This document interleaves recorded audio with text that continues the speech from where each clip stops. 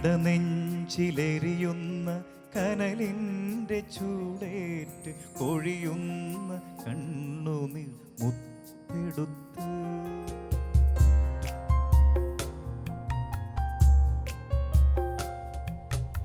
ഇടനെഞ്ചിലെരിയുന്ന കനലിൻ്റെ ചൂടേറ്റ് പൊഴിയുന്ന കണ്ണുനീർ മുത്തെടുത്ത് അമ്മേ നിനക്കായി ഞാൻ കോർത്തൊരുക്കി 53 മണി ജപമാല.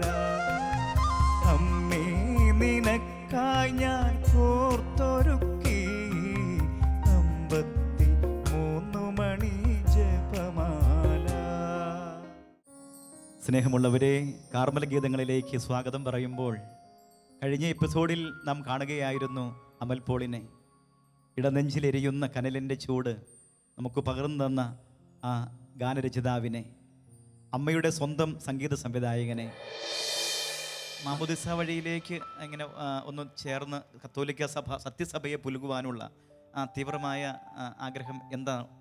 അതായത് എനിക്ക് വചനം തരാണ്, മാധവന് വചനം തരും, പറഞ്ഞു തരും. അതായത് ഞാൻ ഒരു പുറംജാതിക്കാരനായിരുന്നു. അപ്പോൾ അതായത് പാപത്തിലായിരുന്നു എന്ന് മാത്രം ചിന്തിക്കുക. അപ്പോൾ പാപത്തിൻ്റെ നാശകരമായ കുഴിയിൽ നിന്ന് സങ്കീർത്തനം 40 എന്നെ കുഴഞ്ഞ ചേറ്റുന്ന് കയറ്റിയിട്ട് എന്നെ നിർത്തിയത് എവിടെയാണ്? പാറമേൽ നിർത്തിയത്. എൻ്റെ കാൽവയ്പ്പുകളെ സുസ്ഥിരമാക്കാൻ എന്നെ പാറമേൽ നിർത്തി. അതെ. അപ്പോൾ ഞാൻ ഒരു പാപിയാണെന്നുണ്ടെങ്കിൽ അവിടെ നമ്മൾ വിവേകവതിയായ കന്യക കണ്ടോ, വിവേകവതിയായ അമ്മയുടെ മക്കളാണ്. അപ്പോൾ നമ്മൾ വിവേകമുള്ളവരാവണം. വിവേകമുള്ളവൻ എവിടെ ഭവനം പണിയുക? പാറമേ, അല്ലത്തവൻ മണലിൽ. അപ്പോൾ മണലിലെ ആരാണ് നിലയുറപ്പിച്ചിട്ടുള്ളത്? വെളിപ്പാട് 12:17 വാക്യത്തിൽ പറയുന്നുണ്ട്, ആ സർപ്പം മണലിൽ നിലയുറപ്പിച്ചു. അപ്പോൾ നമ്മൾ വിവേകവതിയുടെ മക്കളാ.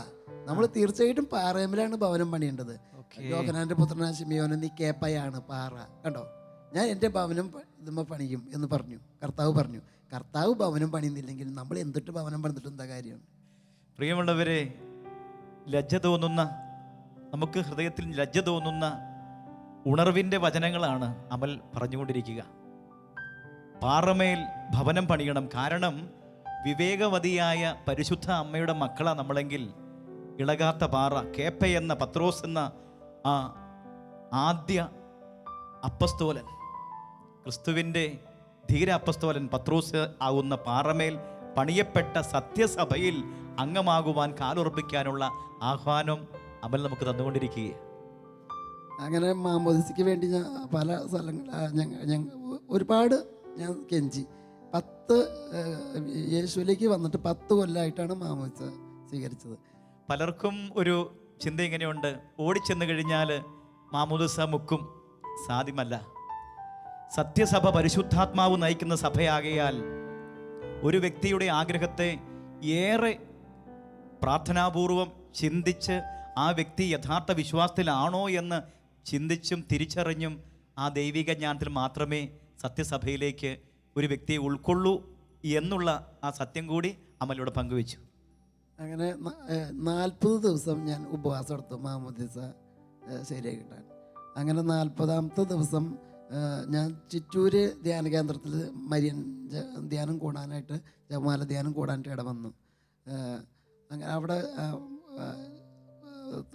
ധ്യാനം തുടങ്ങേണ്ട തലേ ദിവസത്തിൻ്റെ അവിടെ മുൻപേ ഉണ്ടായിരുന്ന ധ്യാനത്തിൻ്റെ സമാപന സമയത്താണ് ഞാൻ ചെല്ലുന്നത്. അപ്പോൾ അങ്ങനെ അവിടെ ആ സമയത്ത് ഞാൻ കൂടുന്ന ധ്യാനം തന്നെ കൂടാൻ വന്നിരുന്നൊരു സഹോദരൻ എന്നെ പരിചയപ്പെട്ടു, സംസാരിച്ചു. അപ്പോൾ എന്താ പേര് എന്ന് പറഞ്ഞു. അപ്പോൾ ഞാൻ പറഞ്ഞു സുരേന്ദ്രൻ. അപ്പോൾ ഇതുവരെ എന്താ പേര് മാറാത്തതെന്ന് ചോദിച്ചു. അപ്പോൾ മാമോദിസ മുങ്ങാതെയാണോ പേര് മാറുന്നത് എന്ന് പറഞ്ഞു. അപ്പോൾ ഞാൻ ആ സഹോദരനോട് ചോദിച്ചപ്പോൾ ബെർണാഡ് എന്നാണ് ആ സഹോദരൻ്റെ പേര്. അപ്പോൾ പറഞ്ഞു മാമോദിസ തന്നത് സ്വീകരിക്കുമെന്നു. താൻ മാമോദിസ തരാനിട്ട് ഞാൻ പെന്തക്കോസ്തിൽ ചേരാനല്ല ഉദ്ദേശിച്ചിരിക്കണേ, കത്തോലിക്ക സഭയില. അതുകൊണ്ട് എനിക്ക് പുരോഹിതന്മാർ തന്നെ തരണം എന്ന് പറഞ്ഞു. എൻ്റെ കാരണം എൻ്റെ 26ാമത്തെ വയസ്സിൽ ഒരു അശരീരി ശബ്ദം ഉണ്ടായി, കേട്ടു ഞാൻ. ഉടൻ ചെന്ന് നീ ബസ് സ്റ്റോപ്പിലിരിക്കുക, നിൻ്റെ ആരാണ് മരിച്ചിരിക്കുന്നത് എന്ന് ഞാൻ നിന്നെ അറിയിക്കും എന്ന് ശബ്ദം കേട്ടിട്ട് എൻ്റെ നാട്ടിൽ ഞാൻ ബസ് സ്റ്റോപ്പിൽ ചെന്നിരുന്നു. ബസ് സ്റ്റോപ്പിൽ ചെന്നിരിക്കുക, നിൻ്റെ ആരാണ് മരിച്ചത് എന്ന് ഞാൻ നിന്നെ അറിയിക്കും എന്ന്. അങ്ങനെ ബസ് സ്റ്റോപ്പിലിരിക്കുമ്പോൾ ബസ്സിൽ ഞാൻ ചെന്നിരുന്നതിന് ശേഷം വന്ന ബസ്സിൽ 2-3 ചേട്ടത്തിമാരും ചേട്ടന്മാരും അവരെല്ലാവരും കൂടി ഇങ്ങനെ പോകുന്നു. അപ്പം എന്നെ കണ്ടപ്പോൾ, എൻ്റെ വീട്ടിലത്തെ പേര് രാജു എന്നാണ്. അപ്പം എന്നെ കണ്ടപ്പോൾ ആ രാജു അല്ലേ ഇവിടെ ഇരിക്കുന്നത്, എന്ത് രാജു? രാജു നമ്മുടെ റോസിയേച്ചി മരിച്ചു എന്ന്. റോസിയേച്ചി എന്ന് പറയുന്നത് എന്നെ ജനിച്ച ഉടനെ എൻ്റെ മുഖത്ത് വെള്ളമൊഴിച്ച ആ സ്ത്രീയാണ്. അപ്പോൾ ഞാൻ സങ്കടപ്പെട്ടു, കരഞ്ഞു. കാരണം തെളിച്ച ആൾക്കോ തെളിപ്പിച്ച ആൾക്കോ തെളി കൊണ്ട ആൾക്കോ എന്തോന്നും അറിയാതെയാണ് അതവിടെ നടന്നത്. എന്നിട്ട് ദൈവം അതിന് ഇത്ര വില കൽപ്പിക്കുന്നുണ്ടെങ്കിൽ കത്തോലിക്ക തിരുസഭയുടെ പൗരോഹിത്യ ശുശ്രൂഷയാകുന്ന കൂദാശ മാമോദീസയ്ക്ക് എത്രമാത്രം വിലയുണ്ടാവുമെന്ന് ഞാൻ എങ്ങനെ ഇതൊക്കെ പറഞ്ഞറിയിക്കേണ്ടത്? ഇവിടെ അമൽ പങ്കുവെക്കുന്നത് നമ്മൾ കേൾക്കുന്നു. എങ്ങനെയാ മാമോദീസയുടെ മഹനീയതയെക്കുറിച്ച് വർണ്ണിക്കാൻ കഴിയുക? അത് ഹൃദയത്തിൻ്റെ ഭാഷയാണ്. തുടർന്നും നമുക്ക് ശ്രമിക്കാം. അങ്ങനെ എനിക്ക് അങ്ങനെ ഒരു അനുഭവം ഉണ്ടായിട്ടുണ്ട്. അപ്പോൾ ഈ മാമോദീസ എത്രമാത്രം ആഴം അതെന്താണെന്നുള്ള എൻ്റെ ബോധ്യം എനിക്ക് അസലായിട്ടുണ്ട്. അല്ലാണ്ട് ഒരു മതം മാറുക അങ്ങനെ എന്തെങ്കിലും അങ്ങനത്തെ ഒരു ചടങ്ങല്ല ഞാൻ സ്വീകരിക്കാൻ ഉദ്ദേശിച്ചത്. 40 ദിവസത്തെ ഉപവാസം കഴിഞ്ഞിരിക്കുമ്പോഴാണ് ധ്യാനത്തിൽ അങ്ങനെ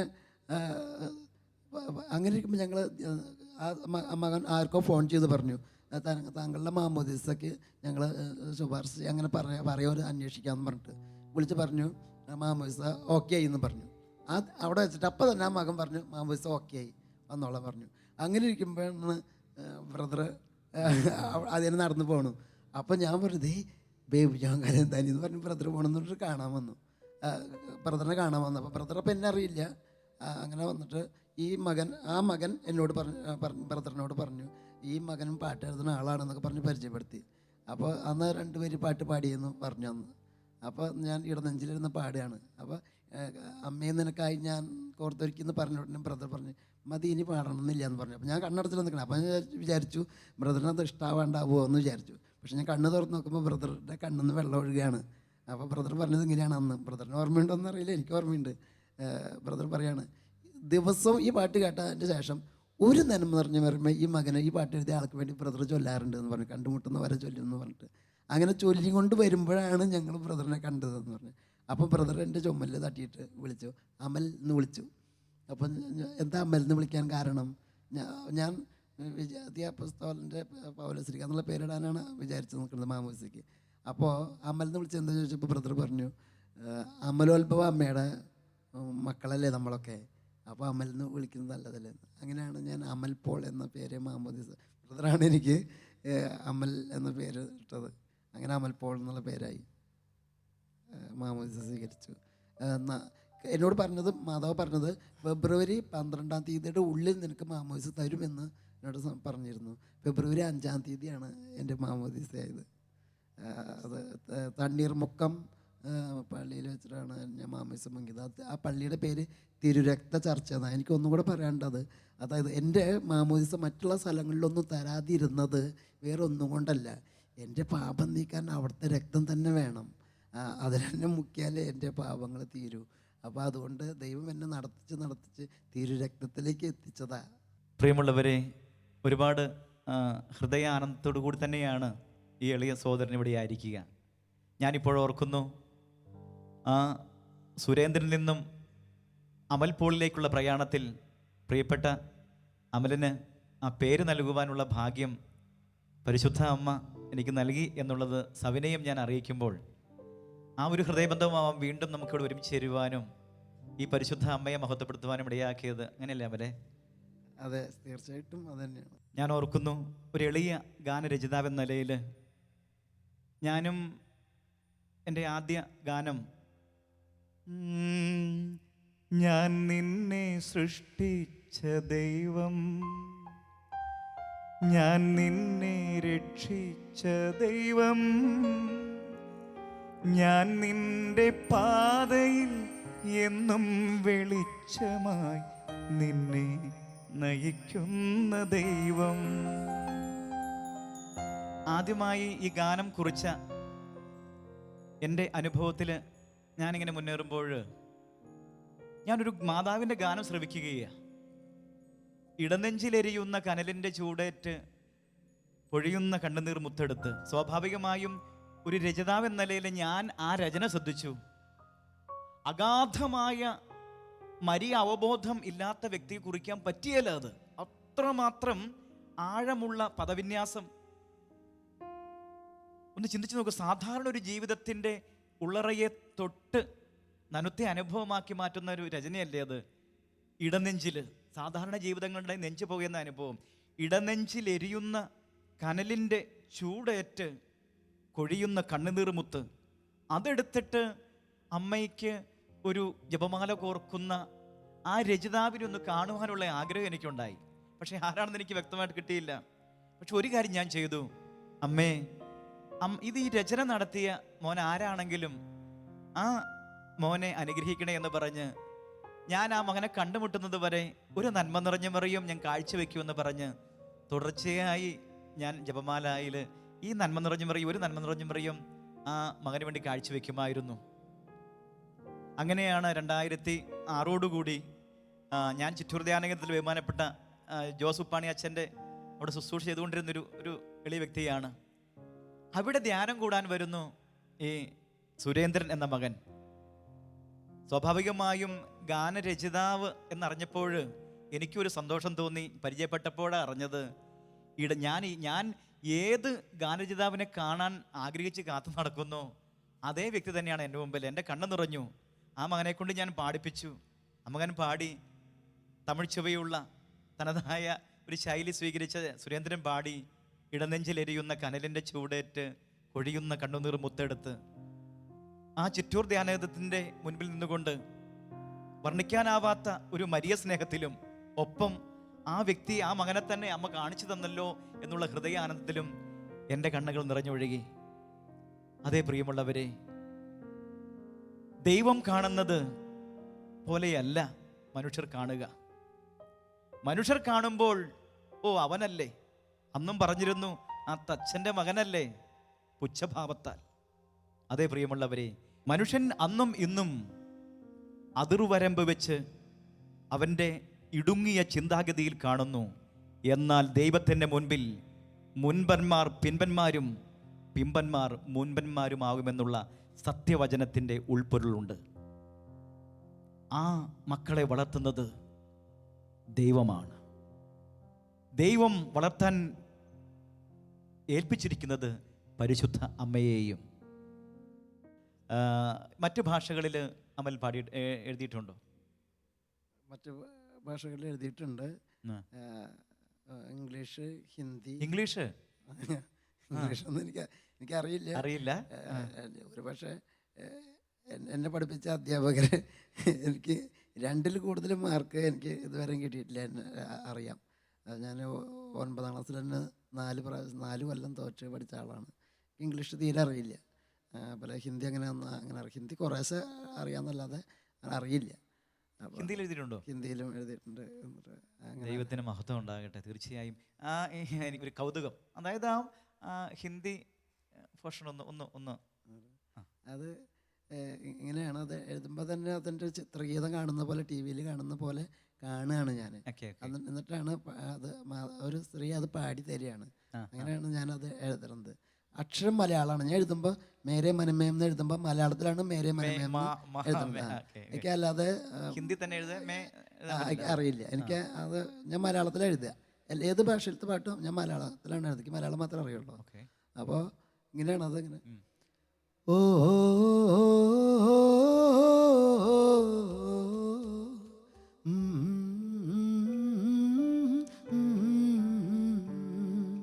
मेरे मन में मादा मरियम प्यार नदी की पानी है, उसकी मुख से ज्ञान की बातें निकलती हैं. मेरी मादा पवित्र मरियम ईश्वर का दान है. मेरा ईश्वर मेसिया को सबसे अच्छा इनाम है. मेरी माँ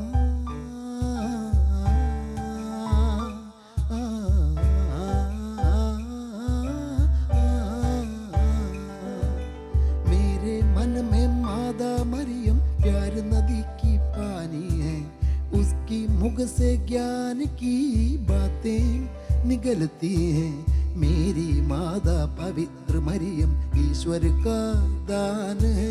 मेरा ईश्वर मेसिया को सबसे अच्छा इनाम है मेरी माँ।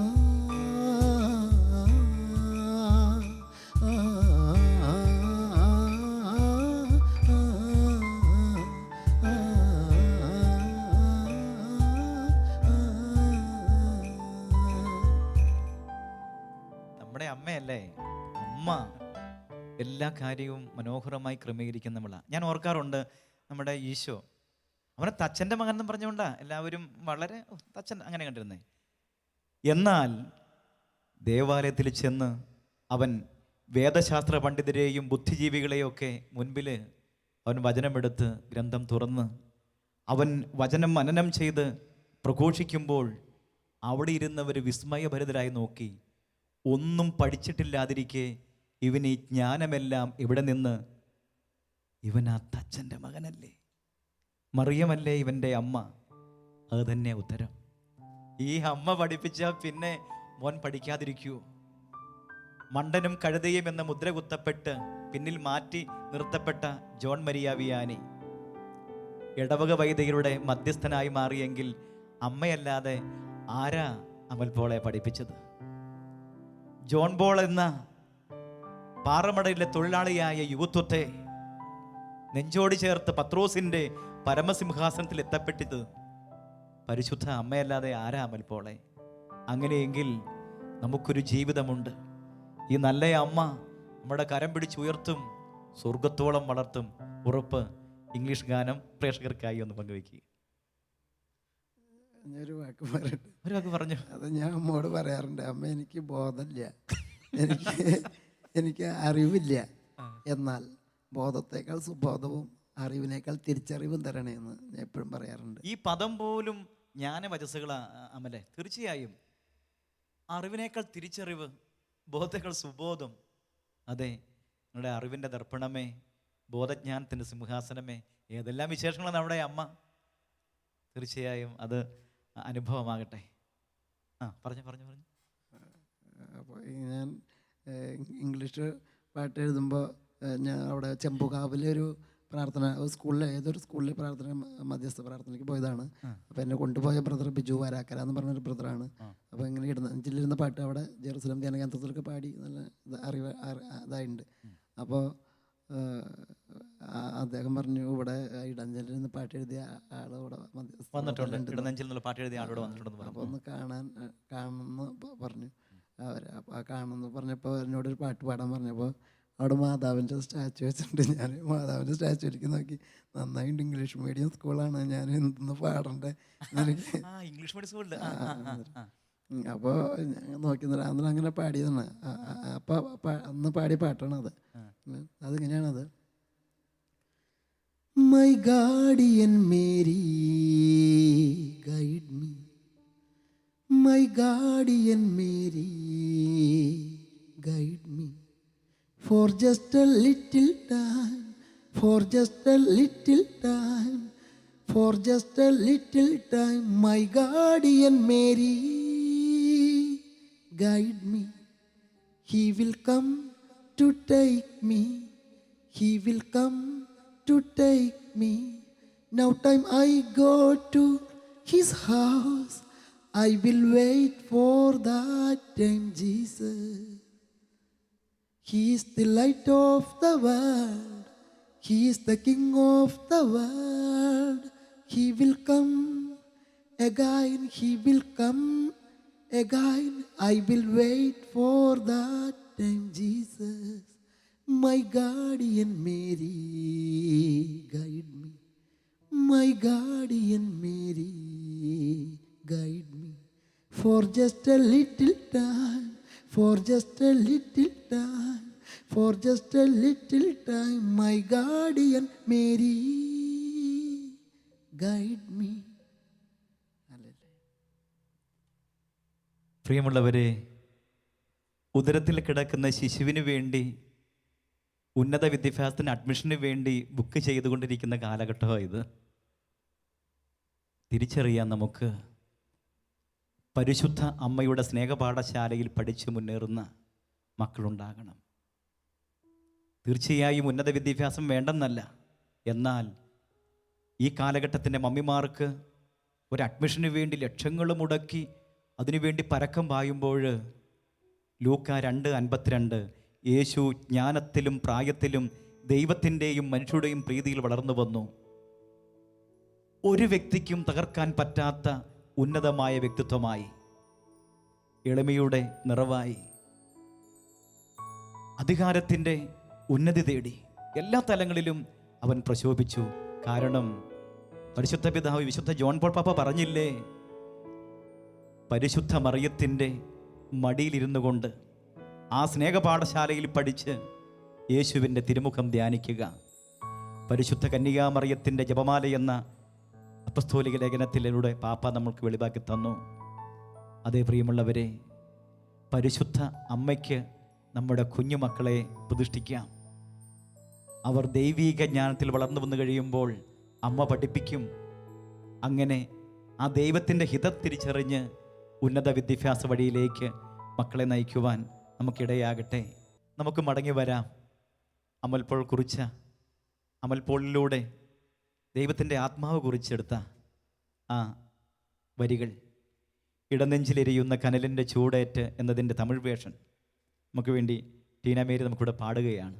നമുക്ക് ശ്രമിക്കാം.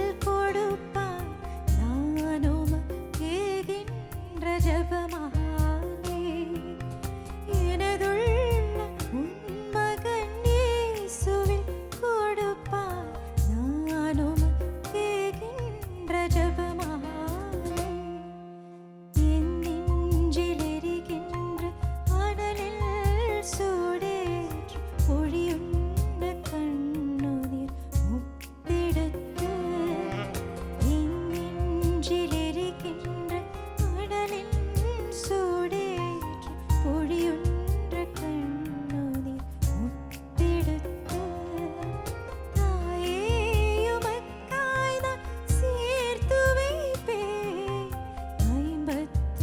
53 மணி ஜெபமாலை தாயே உமக்காய் நான் சேர்த்து வைப்பேன் 53 மணி ஜெபமாலை என் நெஞ்சில் எரிகின்ற அனலின் சூடேற்று பொழியுன்ற கண்ணுநீர் முத்தெடுத்து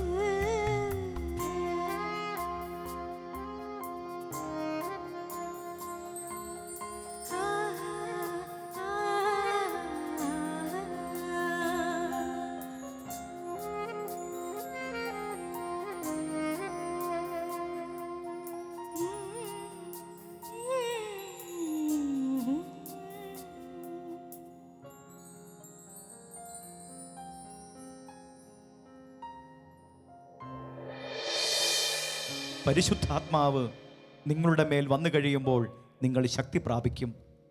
യെരൂശലേമിലും യൂദയ മുഴുവനിലും സമരിയായിലും ലോകത്തിൻ്റെ അതിർത്തികൾ വരെയും നിങ്ങൾ എനിക്ക് സാക്ഷികളായിരിക്കുകയും ചെയ്യും. അതെ നാഥ, അവിടുത്തെ ആത്മാവിനെ നൽകണമേ. രചനയിലൂടെ, സംഗീതത്തിലൂടെ, ആലാപനത്തിലൂടെ ദൈവരാജ്യത്തിൻ്റെ അറ്റം വരെ അവിടുത്തേക്ക് സാക്ഷ്യം വഹിക്കുവാൻ പരിശുദ്ധ അമ്മേ, ഞങ്ങളുടെ രാജാത്തി അമ്മ, ഞങ്ങളെ ചേർത്ത് പിടിക്കണേ. അമ്മ മക്കളെ തഴുകി തലോടണേ. സ്വർഗീയ ജ്ഞാനത്താൽ നിറച്ച് അമ്മയുടെ തിരുപ്പുത്രന് സാക്ഷ്യം നൽകുവാൻ ഞങ്ങൾക്കാകട്ടെ. ആമേൻ.